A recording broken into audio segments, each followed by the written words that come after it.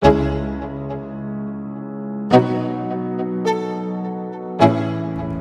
selamat bergabung di Mega Series YT.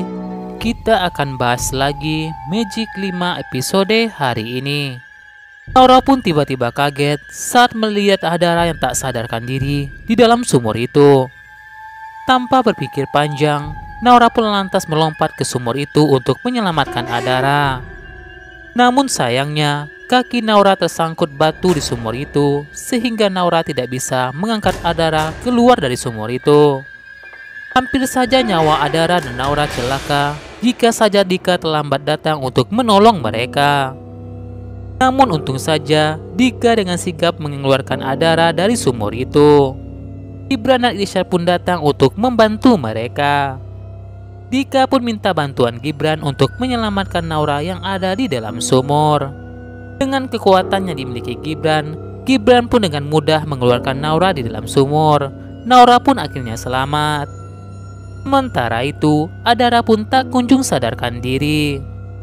Mereka pun panik melihat keadaan Adara saat mereka mengetahui jika Adara tak bernapas.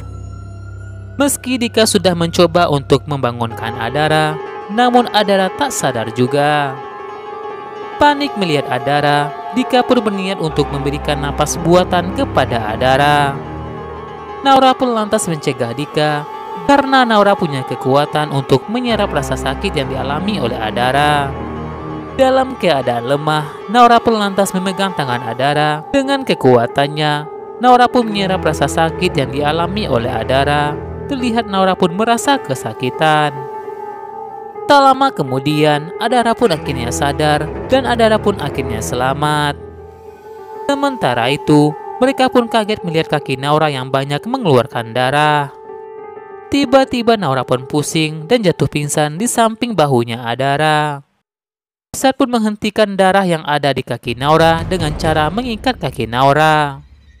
Melihat kondisi Naura yang tak sadarkan diri, Gibran pun membawa terbang Naura ke rumah sakit. Sementara itu, Rasya pun juga berhasil sampai di rumah sakit. Rasya pun menelepon Gibran untuk mencari tahu keadaan Naura. Gibran pun lantas beritahu Rasya jika Naura terluka dan Gibran sedang membawa Naura ke rumah sakit.